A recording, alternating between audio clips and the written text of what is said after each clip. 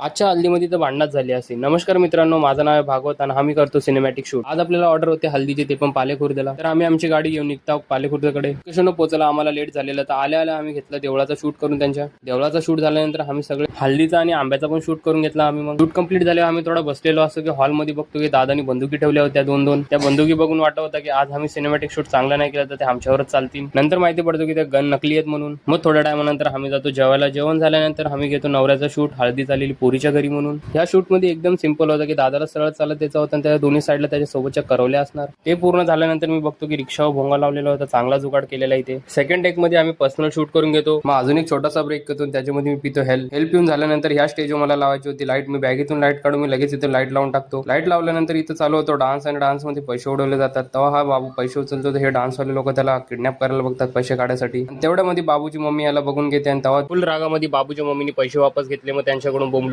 हळदीचा पूर्ण shoot complete झाल्यानंतर आम्ही करतो पॅकअप आमचा. आणि मित्रांनो, हा माझा पहिलाच ब्लॉग होता. कसा वाटला नक्की सांगा कमेंट मध्ये. आणि आपला पार्ट 2 पण येणार आहे, त्यासाठी आपल्याला फॉलो करून नक्की ठेवा.